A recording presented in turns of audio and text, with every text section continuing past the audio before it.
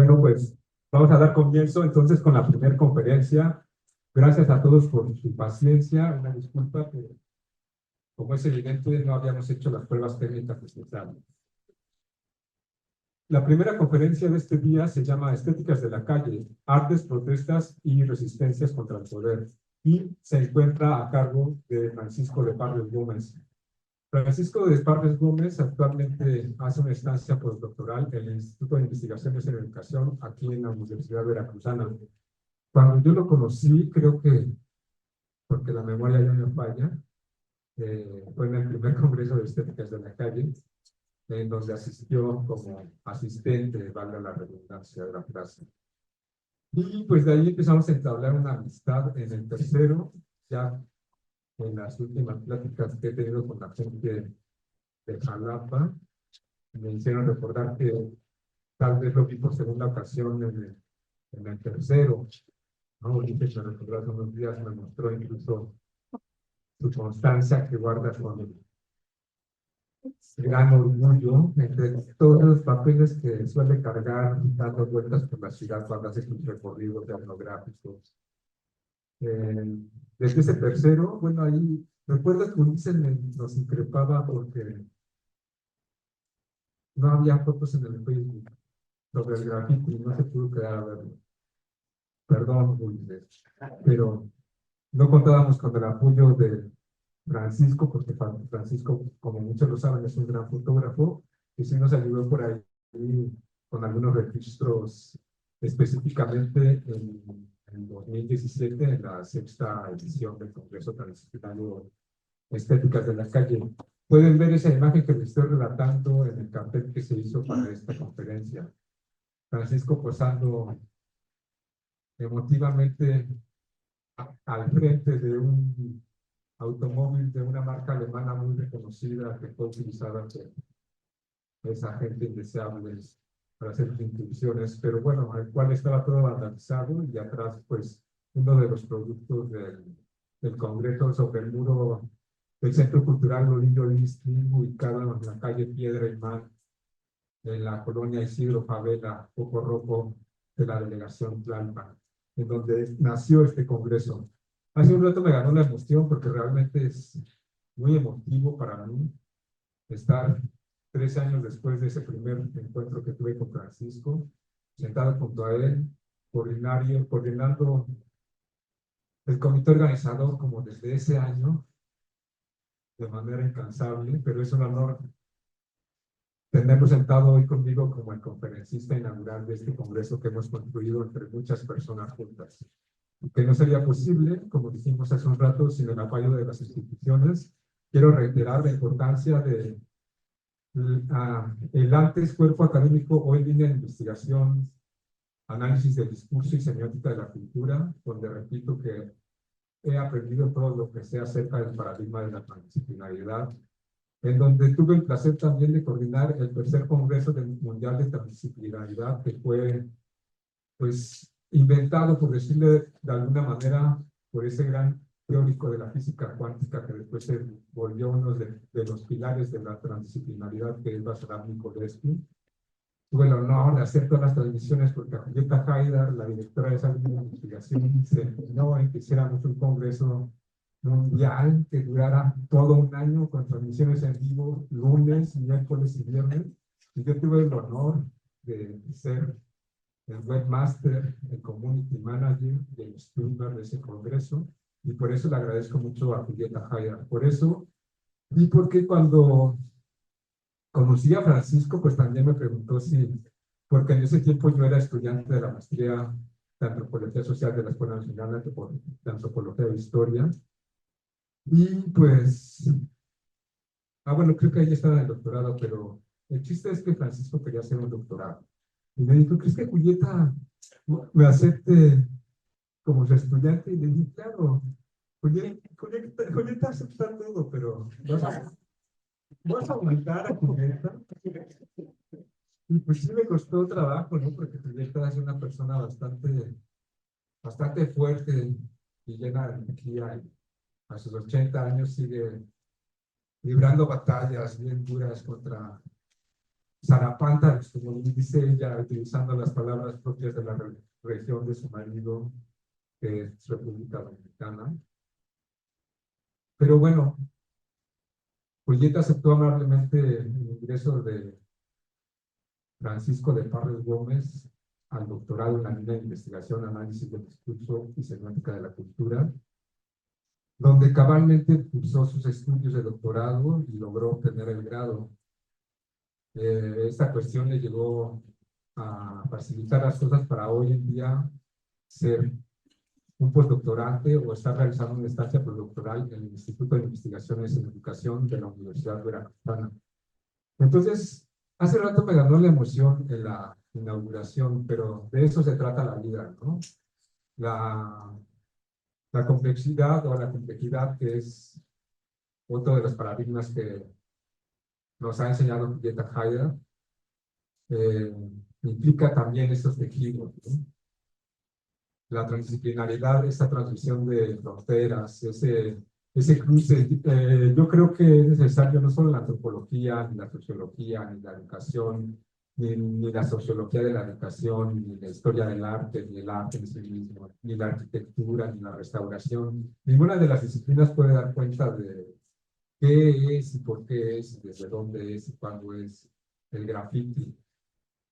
A mí específicamente me interesa el graffiti de escritores. Pero bueno, como podrán darse cuenta, los que no lo conocen por sus palabras, Francisco es una gran persona y por eso hoy es el conferencista inaugural, por lo cual me siento ampliamente agradecido. Y sin más palabras, pues los dejo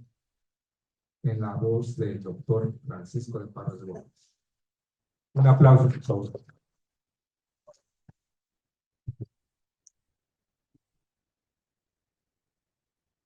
Muchísimas gracias, Tulio, por la invitación. Muchas gracias a la gente que asistió. Y pues sí, recordar que de alguna manera, por eso estamos acá, por la doctora Julieta Hayder, que formó a Tulio, que me formó a mí, a incontables generaciones, y que precisamente su línea de investigación es la que da cabida a este tipo de temáticas que muchas veces son marginalizadas en otros grupos de investigación. Y hablando también ya cuando estábamos haciendo los preparativos para este 11º congreso, que probablemente sea, si no es que es el más importante quizá a nivel continental, dada el número de actividades que tiene y sobre todo, pues mucho gracias a Marco Tulio, que no ha quitado ahí el pie del renglón, pero a muchas otras personas que también han colaborado, Felipe, José Carlos, Edith, Jorgelina, y pues a todas las instituciones que nos reciben. Qué bueno que un espacio como el Museo de Antropología se preste para abordar este tipo de temáticas, pensando en que además este congreso nace en la Escuela Nacional de Antropología e Historia, y qué bueno que también el INA considere este tipo de temáticas importantes, independientemente de las políticas federales. Bueno, voy a abordar la conferencia que intitulé Estéticas de la Calle, Arte, Protesta y Resistencias contra el Poder. Y cuando me invitaron a dar esta conferencia, bueno, pensaba en que realmente era un poco complejo configurar una temática tan amplia, pensando en que esta ya es la 13ª edición y que se ha dicho mucho. Por fortuna hay mucho registrado. Entonces, lo que yo decidí hacer es, más que nada, de alguna manera, un recorrido amplio con digamos, los aportes que yo concibo de estos fenómenos, pensando en que puede haber diferencias con la gente que interviene directamente en la calle, pero incluso diferencias por lo menos conceptuales, prácticas, incluso con el mismo Marco Tulio, ¿no? Que tiene otra concepción de lo que sería específicamente el graffiti, pero bueno, justo de eso se trata, de dialogar. Inicio con esto que llamé los primeros trazos, con un testimonio de Roa, que es un artista de Bélgica que me decía en el año 2012, cuando participé de un festival que se llamó All City Canvas: esto no es cuestión de fama, es cuestión de arte. Yo empecé como rotulista de mi pueblo, en Gante, Bélgica, y también pintaba en una fábrica abandonada cerca de mi casa. Y ahora estoy pintando en un festival internacional como este en México. En realidad solo pongo 2 condiciones para pintar en eventos grandes: En primera, nunca revelo a nadie lo que voy a pintar, porque a veces ni yo mismo lo sé, y hay ocasiones en las que tengo que ver el muro y el espacio donde se va a trabajar, y después comienzo el museo. Además, si no dices que vas a plasmar, es difícil que te censuren. En segunda, nunca dejo que me fotografíen el rostro. Yo creo que vean mi obra y no mi persona. De esta manera he terminado mi pieza. Puedo salir contigo después a caminar por la calle sin problemas. Hay personas que piensan que no me dejo sacar fotos de la cara porque soy egocéntrico, pero al contrario. A muchos de los lugares a los que viajo pinto de manera ilegal y no quiero conflictos con la policía. Como te dije, esto no es cuestión de fama, es cuestión de arte. Esto fue lo que me dijo Roa, considerado uno de los artistas mejor posicionados dentro del street art, y ahora voy a entrar a cómo lo consigo yo a nivel mundial, quien ha dejado su obra en gran parte de Europa, Asia, Australia, África y América. Su obra no se limita únicamente al espacio público y también a trabajar en exposiciones como Art in the Streets del MoCA, del Museum of Contemporary Art en Los Ángeles, o, bueno, algunas bienales como la Inoperable Gallery de Viena o el Whitewood Gallery en San Francisco. Aquí hay algunas imágenes de ese festival, y a mí lo que me llamó en principio, perdón. A mí lo que me llamó en principio la atención era principalmente... Y medio olvidados de la ciudad. A mí lo que me llamaba principalmente la atención era cómo este tipo de prácticas que principalmente nacen en la calle, nacen como elementos de protesta, nacen como elementos de resistencia, después podían estar en un festival internacional patrocinado, por ejemplo, por la Coca-Cola Company o por fundaciones como Carlos Slim, que todos sabemos pues la lacra que es, podríamos decirlo. Entonces, era muy interesante ver cómo por un lado estaban marcas como Sprites, como Carlsberg, o también otras,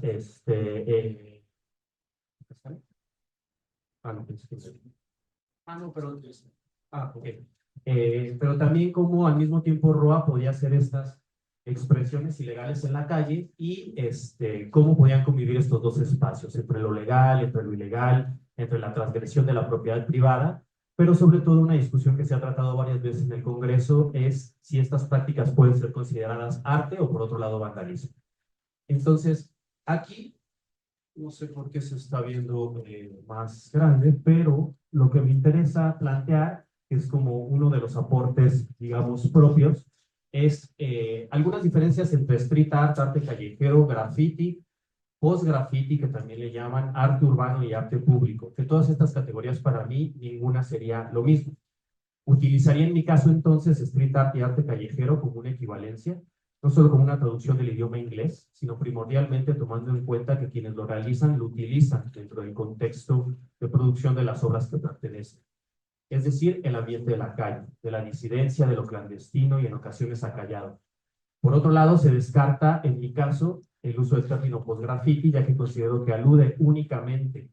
a una rama que remite a la especialización de la técnica del graffiti y sus diferentes cambios y su desarrollo con el paso del tiempo, mientras que el arte callejero permea ámbitos más amplios que pueden ir desde performance, la instalación, la música, la plástica, los stickers, el web space art, entre otros. A su vez, considero inadecuado referirse al arte callejero como arte urbano, y esto lo voy a tratar a lo largo de la presentación, ya que aunque pareciera no haber diferencias, desde mi experiencia, el arte urbano contendría una perspectiva más institucionalizada del fenómeno, donde tendrían cabida también las obras realizadas por el Estado y sus instituciones. Es decir, calle y urbe no son sinónimos. Y por último, cuando me refiero a arte público, este término tendría un carácter más amplio que englobaría todas las diferentes manifestaciones mencionadas, haciendo alusión en primera instancia a que son prácticas artísticas que tienen como núcleo de exposición el espacio público y no el espacio privado. Y bueno, aquí también hay toda una serie de discusiones muy interesantes en torno a cómo las mismas personas que intervienen en la calle consideran sus prácticas, ya que hay algunas, por ejemplo, personas que se rehúsan a categorizarlas específicamente como arte, ¿no? Y por otro lado, hay quien sí busca la legitimación de este tipo, digamos, de campos de sentido y las pugnas dentro del arte para de alguna manera acceder a otro tipo de circuitos. Este es un esquema muy básico que por supuesto es dinámico, pero entre las discusiones del arte, por un lado tendríamos el consenso, que legitimaría todo un tipo de circuitos de producción que construye la hegemonía y donde ubicaríamos principalmente la comercialización del arte, también de la mano de las industrias culturales y sobre todo con sus figuras de autoridad, que de alguna manera son toda una sociedad del discurso, diría Michel Foucault, concentrada específicamente por los museos y galerías, y también por figuras como especialistas, coleccionistas, curadores, curadoras, por ejemplo, pero que no dejan de controlar el discurso y la circulación de las prácticas. Y por otro lado, habría prácticas disidentes que se atomizaría de ese discurso quizá hegemónico, que yo las considero prácticas disidentes, como ya dije, donde también se ven fenómenos como la criminalización y donde ahí encontraríamos las estéticas de la calle o el street art, también podríamos decir, y entre estos dos campos, evidentemente, hay pugnas, hay resistencias. Algunas de las reflexiones iniciales con las que voy a abordar a lo largo de la presentación es en qué contextos estas prácticas pueden ser consideradas abiertamente como arte o simplemente como vandalismo, qué factores fungen como legitimadores o deslegitimadores de las artes de la calle, y también cómo es que una expresión que nace en la calle ahora se encuentra inserta también dentro del discurso hegemónico. La mayoría de las fotografías que van a encontrar son específicamente de Jalapa, que también nos sumerge en el campo local. Entonces podemos pensar cuál es esa nueva piel, cuál es esa nueva epidermis de la ciudad. Al caminar por las grandes urbes, los ciudadanos nos encontramos con esta nueva epidermis multicolor, un arcoíris de imágenes que visten los muros, las calles, los parques, el mobiliario público y las avenidas por donde transitamos. Con lo anterior no me refiero a la publicidad mediática ni tampoco partidista, y como ya dije, existen diferentes formas para nombrarlo. Sus manifestaciones suelen ser muy variadas si el transeúnte afina la mirada, ¿no? Y es muy interesante ver cómo a veces estas prácticas pueden pasar por completo desapercibidas, pero si ponemos atención, hay una galería en todas las calles a donde vamos, galería urbana también podríamos decir, o galería de la calle. Hay objetos en estas expresiones artísticas que van primero, en un primer momento, ligadas hacia la juventud, pero no solo. Sabemos que esto tiene antecedentes como el muralismo, como la cultura chicana, como la cultura chola, como el muralismo también nacionalista de Vasconcelos, por ejemplo, de Siqueiros, de Orozco, la Secretaría de Educación Pública, etcétera. Pero que ahora vemos que también lo puede hacer gente de distintas edades, posicionamientos, latitudes e historias, incluso lo que da mucha riqueza a este tipo de prácticas. Conforme pasa el tiempo, si bien podemos ver que el graffiti puede tener, digamos, germen en los 80s, en los 90s, actualmente vemos que ya, como nos decía Marco Tulio el otro día que invitábamos al Congreso, podemos ver incluso abuelos, hijos y nietos pintando en un mismo muro, por ejemplo, cuando hay algún tipo de estos festivales, ¿no? Debido entonces a esto, se utilizan un sinfín de materiales en donde convergen ideologías y discursos, así como tendencias y estilos variados, pero todos con un mismo soporte, la ciudad. Y aquí me quisiera referir un poco de manera muy breve a lo que sería desde donde yo abordé este trabajo, que fue un trabajo que hice en la maestría, que es la teoría de los campos, de la teoría sociológica borriana, donde algunos de las, digamos, elementos, procesos, pero también interacciones que yo abordé, fue cómo existe un campo, el campo del poder, que es un campo que entrecruza todo otro sistema de relaciones, y tendríamos diferentes elementos que de alguna manera están conviviendo dentro de este tipo de prácticas. Por un lado sería el campo de lo artístico, principalmente conformado por las personas artistas, que sobre todo, por lo menos desde la teoría borriana, lo que se buscaría sería la acumulación de capital cultural, la legitimidad de sus prácticas. Por otro lado, también tendríamos el campo de lo político, principalmente en el Estado, sus instituciones, y que diseña políticas culturales, ahora vamos a ver a qué me refiero con eso, y que busca la acumulación de capital político. Y por otro lado, también tendríamos el campo de lo económico, si queremos verlo desde la Escuela de Frankfurt, por ejemplo, Adorno y Horkheimer, lo veríamos a través de las industrias culturales. Hay un libro de Naomi Klein que se llama No Logo, que también habla mucho de esto, y lo que se buscaría principalmente a partir de la acumulación de los valores del capital sería evidentemente la acumulación del capital económico, ¿no? Acá no sé por qué cuando cambio, pero bueno, de repente se corta. Mi propuesta es entonces que el hecho de intervenir los espacios públicos de manera artística, considerado como prácticas artísticas de resistencia simbólica, es decir, no como una resistencia frontal, son acciones que más allá de ser absorbidas por esta cultura hegemónica, han logrado abrir sitios en interlocución, ganando terreno en la lucha por la expresión del poder, ya que se ha logrado un cambio en la percepción que tiene el público para con estas prácticas, más allá de pensar que son simplemente vandalismo. Algo, por ejemplo, que sustenta esto es que estemos el día de hoy aquí en el Museo de Antropología, donde hay un cobijo institucional y donde cada vez se conforma, digamos, un campo, podremos decir, de estudios más interesante en torno a estas prácticas. ¿Qué me interesaba para mí? Principalmente conocer si la resistencia de los artistas callejeros ha provocado cambios en la apropiación de los espacios públicos y si han abierto sitios de expresión o solamente ha sido una manera más de insertar estos discursos en las industrias y las políticas culturales para institucionalizar y comercializar estas prácticas. ¿Cuál ha sido también la aceptación que tienen los artistas callejeros, es decir, la apertura y explorar cómo las industrias y políticas culturales han influido en el desarrollo de una práctica que nace en la calle y nace como transgresión, así como analizar qué significa intervenir la calle? Algunas de las categorías que podemos ver desde una perspectiva antropológica, por ejemplo, cuando tuve la oportunidad de convivir con artistas callejeros, veríamos que algunas son la vida personal y cuáles son las temáticas que se plasman en los muros, si su técnica es legal o ilegal, dónde se encuentran dentro de estas prácticas, ya sea graffiti, arte, street art, los problemas que se tienen con la policía, también es un tema recurrente, los museos en contrapartida con la calle y el espacio público, y también los eventos independientes y los eventos institucionales, es decir, los eventos que se hacen desde la comunidad de práctica y por otro lado los eventos que se hacen desde el Estado o desde las industrias culturales. Y por otro lado, temas que yo, digamos,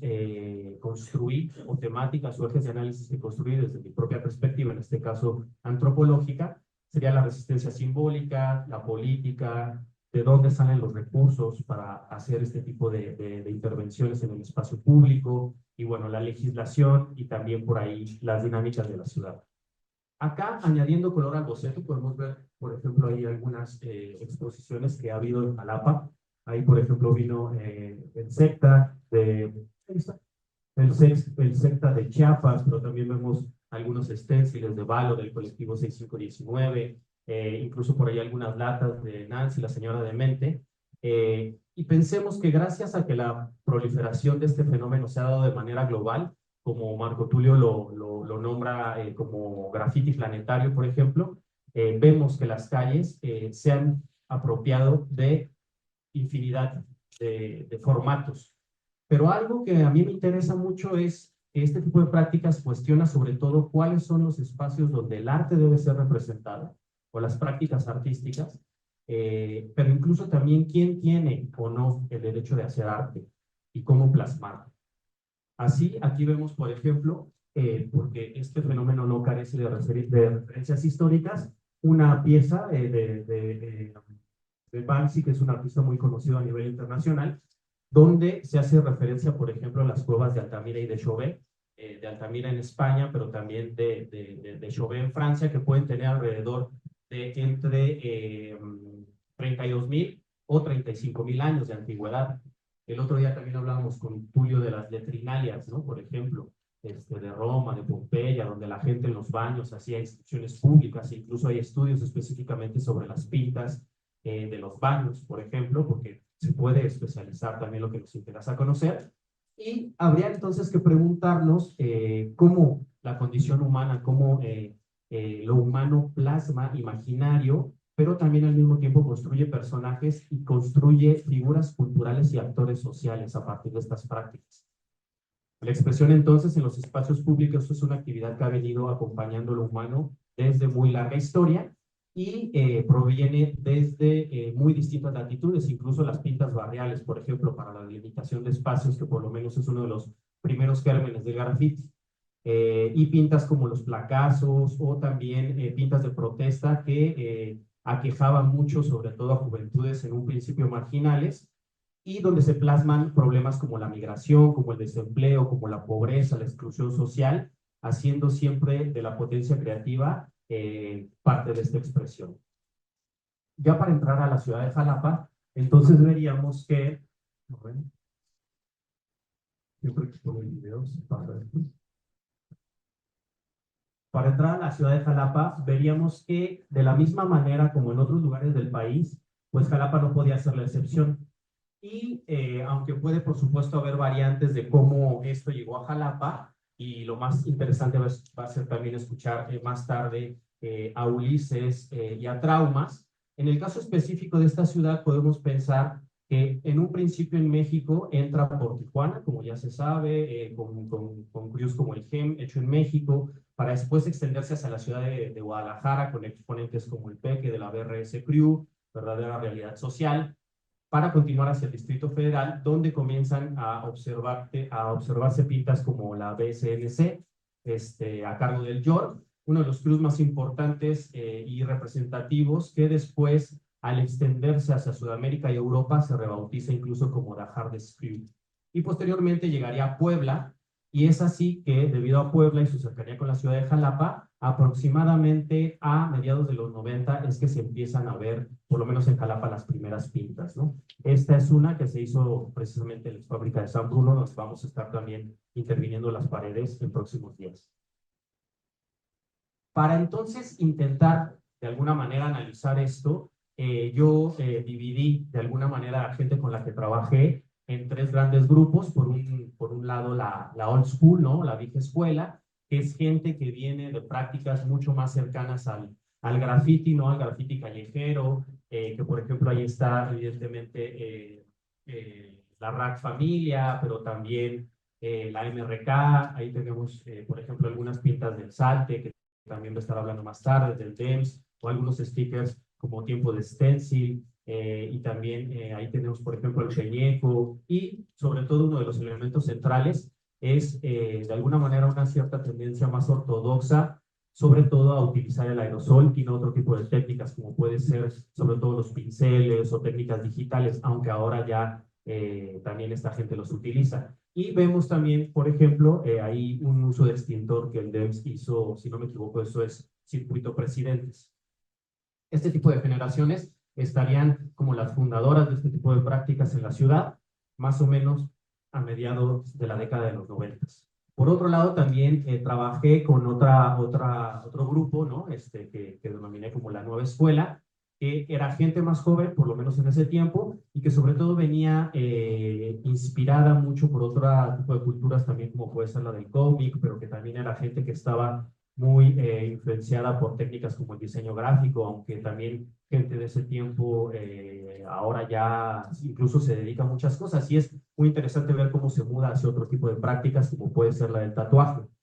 Vemos ahí también intervención de caballete, por ejemplo, y el uso de pinceles, el uso de otras técnicas de plantillas, es lo que también caracteriza a generaciones más jóvenes, no solo en Jalapa, sino también a nivel un poco más extenso. Y también trabajé con gente en su momento que se dedicaba a intervenir los espacios públicos, pero que al mismo tiempo había tenido una formación específicamente, digamos, académica, ¿no? Por ejemplo, como Gabriel Vázquez, que era un fotógrafo que tomaba imágenes de la calle para ponerlas en la calle misma.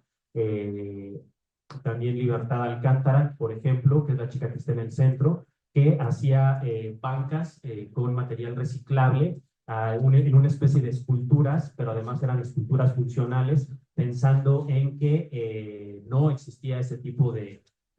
infraestructura pública, sobre todo para las personas mayores, pero también colectivos como Gises por la Paz o precisamente el finado Emanuel Cruz, se le llamaba, ¿no? El Caudurito, que también hizo diferentes murales hiperrealistas por la ciudad. Acá, aunque no tiene que ver específicamente con Jalapa, vemos que este tipo de fenómenos a nivel global también conviven con lo que llamaríamos las altas esferas. En este caso puede ser del arte, pero también de la política. Entonces, el arte callejero, al estar constantemente cuestionando los universos simbólicos establecidos por las clases hegemónicas, se ve la necesidad de adquirir diferentes matices dependiendo de dónde se les inserte. Por un lado, el Estado que busca regularlas, como ya dije, pero también las galerías que tienen la intención de convertir estas expresiones que nacieron en la periferia como una más de las vanguardias artísticas. Y donde dice Christian Louboutin, es un artista que se llama Kidult, que en algún momento, sobre todo en Francia o en algunos otros países de Europa, llegaba a estas tiendas de lujo con unos extintores para vandalizar, si así lo queremos ver, este tipo de marcas donde un par de zapatos puede costar hasta 1.500 euros. Pero bueno, en estos tipos de dinámicas de absorción del capital es muy interesante ver cómo después de que esto tomó tanta popularidad como un hecho de transgresión, después estas mismas marcas llegaban, tomaban una fotografía de la fachada de sus tiendas, digamos, vandalizada y después vendían esas camisetas carísimas, ¿no? Incluso por ahí está el debate si no era incluso por parte de Kidult una estrategia de marketing. O vemos también el caso, que podríamos hablar de cómo capitalizar la disidencia, en este caso de Obeide Yayan, Shepard Fairey, que empezó también haciendo este tipo de figuras como una forma de protesta muy fuerte, pintando a André René de Yayan, que es un luchador, con frases como Obeide Yayan, pero que después terminó siendo estos rostros tan característicos con estos colores que hace Obeide, parte de la campaña principal, en este caso de Barack Obama, que, bueno, independientemente de que sea el primer presidente afrodescendiente de Estados Unidos, pues no deja de ser, diría Frantz Fanon, piel negra, máscaras blancas, ¿no? Por algo llegó a ser el presidente de Estados Unidos, donde, por ejemplo, dentro de su gobierno, fue el que más deportaciones hizo, ¿no? Él mismo proveniendo de una familia migrante, ¿no? Y por otro lado, ya en el caso de específicamente de la Atenas veracruzana y cuál sería su política cultural en torno al arte callejero, vemos que el Estado también ha hecho diferentes tipos de eventos en la ciudad de Jalapa, como Expo Latin Joven, la Semana de la Cultura Urbana, el Festival Internacional de Expresión Colectiva o la Exposición Nacional Itinerante de Arte Urbano. Entonces, de alguna manera, hay la creación de políticas públicas, pues también para contener estas prácticas, ¿no?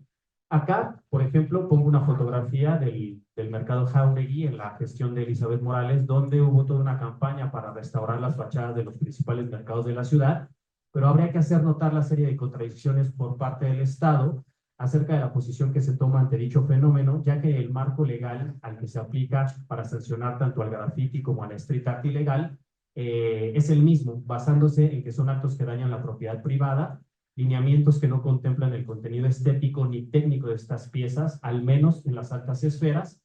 a menos que ya lo haya catalogado como arte y no como vandalismo. Y esta, por ejemplo, es una fotografía de la gestión precisamente de Elizabeth Morales, donde ella hacía recorridos en el túnel, que después también sería intervenido por el movimiento feminista, también en Circuito Presidentes, y por otro lado también un mural que fue muy polémico que hicieron en la entrada de la ciudad y que después fue transgredido. Acá pongo este tipo de referencias específicamente a esa gestión, no porque yo tenga ningún tipo de filia, más yo creo que sí de fobia a la política actual del gobierno federal. Sin embargo, la pongo porque es simplemente donde yo desarrollé mi investigación y listo. No hay ningún tipo de ideología en términos partidistas que a mí me gustaría resaltar en esta conversación. Y acá vemos cómo por un lado se dice que se va a apoyar a los artistas de la calle, sin embargo, quien le precedió a Elizabeth Morales, pues bien que decidía tapar una pinta, en este caso del Mister, con su publicidad, o del mismo Américo Zúñiga, que como dirían en la calle, le dijo al DEMS, préstame tu fondo, ¿no? Ahora, en el caso de Jalapa, este tipo de expresiones también tienen convivencia con los círculos, en este caso de la producción artística institucional, como podemos ver la exposición Patria y Libertad en la Galería de Arte Contemporáneo de Jalapa en el año 2007, y las artes del muralismo urbano en el 33 aniversario también en el Ágora en 2012. Lo interesante en este caso es que cuando tuve la oportunidad de entrevistar a Enrique Salmerón Córdoba, que en ese tiempo era el coordinador de arte de cultura en Jalapa, y preguntarle cuáles eran, digamos, las cosas que, digamos, en términos del discurso se trataban de cuidar, su respuesta fue: lo único que cuidamos eran algunos aspectos políticos, culturales, éticos, ideológicos y sociales. Era lo único que cuidábamos, pero sin menoscabo de la libre expresión. Bueno, y por otro lado, el Huevo decía, cuando lo entrevisté, desde el momento en el que estuve en una galería cerrada con cierto patrocinio y con sus reglas, ya no me gustó. Lo que tú querías mostrar y hacer debe de estar en la calle, sin prejuicios de élite, como los que hay en las galerías cerradas. Es lo más saludable para la sociedad, lo que nosotros hacemos para que el mundo lo vea y no solamente la gente que se cree culta, ¿no?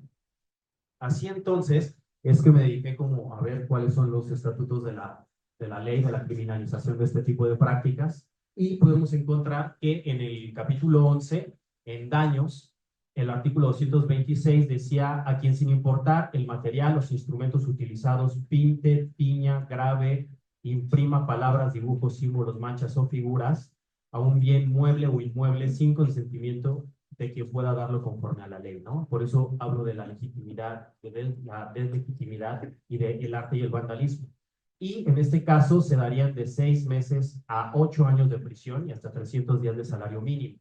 Entonces, en el mismo tiempo que por un lado desde el Estado y desde las políticas culturales, digamos, institucionales, se promovía este tipo de prácticas bastante cooptadas, había este tipo de pósters en la calle que decían: no manches, grafitear es un delito. Sin embargo, la gente que interviene en la calle, que para mí es lo más interesante, también se dedicaba a hacer sus propias, digamos, políticas culturales independientes. Así, por ejemplo, encontramos exposiciones, encontramos la creación de circuitos alternativos al arte, organización de festivales, elaboración de eventos culturales en vinculación con los movimientos sociales, la revitalización también y rehabilitación de espacios públicos, entre ellos la fábrica de San Bruno, que agradecemos tanto nos haya abierto las puertas para intervenirla una vez más, y también la impartición de talleres. Es decir, la gente que tiene este tipo de expresiones creativas no se va a detener, independientemente si el Estado le da permiso para intervenir o también si el capital trata de cooptar sus prácticas. La resistencia, entonces, voy cerrando, del arte callejero. Podríamos ver que si bien las condiciones estructurales pesan sobre los artistas, los y las artistas de la calle, ello no quiere decir que no generen sus propias dinámicas para hacer frente y resistir a las condiciones estructurales que los ponen en una posición de subalternidad, pensando en clave gramsciana. Ya sea a través de su resistencia a nivel simbólico o apropiándose de espacios para exhibir sus obras o generando políticas culturales independientes que les permiten subsistir y así continuar con sus proyectos, como producir circuitos alternos al arte hegemónico o articularse con los movimientos sociales o también hacer congresos como este Congreso de Estéticas de la Calle, que nace en la calle misma, para que sus prácticas tengan mayor repercusión. Alejadas, porque muchas veces las prácticas tanto del Estado como de las industrias culturales están muy alejadas de los intereses de la gente que interviene en la calle, pero también de la sociedad en general. Incluso en su momento había una broma que decían: es que no es la Atenas veracruzana, ¿no? Le deberíamos de decir la apenas veracruzana. Este tipo de prácticas entonces provoca tensión siempre latente entre la consolidación de uno u otro discurso, ¿no? ¿Cuándo se le puede llamar vandalismo? ¿Cuándo se le puede llamar arte? Es decir, por un lado el de los grupos en el poder y por otro lado el de los grupos que en condición de subalternidad continúan en resistencia, y podríamos decir que por supuesto construyen poder popular. Voy cerrando entonces, como reflexiones muy generales, pero después podemos abrir el diálogo. Pensemos el arte callejero que desafía tanto la privatización del espacio público como la privatización del arte en sí mismo, ¿no? Que para mí es de lo más interesante. Entonces, estos códigos de permiso acerca de quién tiene o no el derecho a hacer arte, incluso qué es y qué no es arte, cobran nuevos sentidos, ya que se prefiere cuestionar la legitimidad de los espacios institucionales como los únicos aptos para explorar esta potencia creativa que tenemos todos y todas como seres humanos. La ilegalidad es parte de la voz de los subalternos que buscan un espacio que se les ha negado y que les ha negado la capacidad de representarse y hacerse visibles, ¿no? Por lo menos en términos más amplios. El arte entonces clandestino es sinónimo de resistencia frente al fenómeno de negación de los subalternos. La estética, pensando que es fundamental en la emocionalidad, si se niega la capacidad que tenemos de representarnos, al mismo tiempo nos están negando la capacidad de resistir y por lo mismo de trascender en términos históricos, ¿no? Creo que eso para mí también es muy importante resaltar. El arte así sería un derecho que se nos ha negado y que puede empoderar a todos aquellos que han sido invisibilizados y a quienes se ha impuesto que solo unos cuantos tienen esa potencia creativa, cuando por el contrario la creatividad es intrínseca a la condición humana. Y cierro ya con esto, que son algunas imágenes de algunas pintas, stickers, instalaciones que podemos ver en las calles. Como decía hace rato, por ejemplo, Valo del colectivo 6519, pero también algunas de las pintas del Festival Feminem que encabeza la señora Demente y que es un festival específicamente dedicado a mujeres que intervienen en las calles. que nace, por cierto, en Jalapa y que hoy a hoy puede ser también el festival quizá más importante de las artes de la calle, específicamente para mujeres a nivel nacional, y que además hizo la caligrafía que, digamos, viste la identidad gráfica de esta tercera edición del Congreso Transdisciplinario de Estéticas de la Calle. Vemos también ahí algunos cuadros o instalaciones, digamos, que retan esta noción de la galería, pero al mismo tiempo urbana, o pintas, por ejemplo, que dicen arte ironista, que tienen un carácter muy rápido, ¿no? Vemos alguna visita que hizo Huachabato de Culiacán, acá a la ciudad de Jalapa, pero también algunas pintas del Mister, o algunas hechas también por el colectivo Tiempo de Stencil de la colonia Sumidero. Vemos también por acá algunas cosas que en su momento, no sé si sigue activo, pero que hacía el Bomber, que se me hace muy interesante porque en un juego similar a lo que hacía Kidult, que vandalizaba en este caso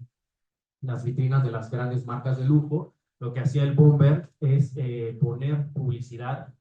de los camiones, o más bien sacar la publicidad existente, intervenirla también con críticas hacia el poder y después volverlas a instalar. Y vemos por ahí también algunas cosas del cáliz, por ejemplo, y también otro tipo de expresiones como la Virgen que está, creo que en los lavaderos de Jalitic, que puede ser también una familia, por ejemplo. Eso es también lo interesante de estas prácticas. Vemos algunas tendencias también más plásticas,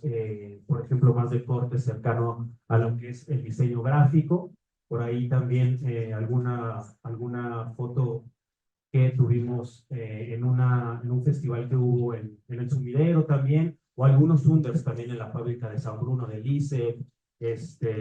estas pintas del elote que también estaban ahí por humanidades, que eran muy interesantes, y bueno, así hay bastantes ejemplos y un archivo muy amplio que por fortuna, cuando hay un paso hacia la digitalización de estas prácticas, es fácil, digamos, crear este acervo que tiene que hacerse para perdurar la memoria, y que en algún momento, a veces también la misma gente que interviene en la calle decía, bueno, es que ya no pintas para el muro, ¿no? Ahora pintas para Tumblr, ahora pintas para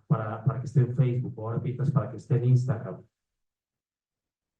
Tenemos por acá también algunos muros, gracias a la Feria Internacional del Libro Universitario, que también en algún momento llamó a diferentes artistas de la calle a intervenir los espacios. Y acá, en el centro, es interesante ver, quizá en su momento cuando Dems pase a dar su charla, nos podría decir si sigue con esta visión o no, pero es este muro de un grafitero rompiendo unos pinceles, ¿no? Es a lo que me refiero con cierta ortodoxia en su momento hacia el uso de formatos específicos, que no solo fuera el aerosol, ¿no? En este caso en la calle, ¿no? Entonces, bueno, ahí hay un diálogo, pero también una confrontación, pero también una interpelación entre cómo se interviene en la calle, cómo se concibe el espacio público, porque hay quien diría que si el graffiti no es ilegal, entonces no es graffiti, por ejemplo. Únicamente si se hace de manera ilegal y transgrediendo la propiedad privada es graffiti. Pero por otro lado, desde la perspectiva de Marco Tulio, cualquier tipo de intervención en la calle, incluso si entendí bien, performática, sería una forma de graffiti. Estamos haciendo ahora, sí. Bueno, entonces este es un performance de graffiti también. Y gracias.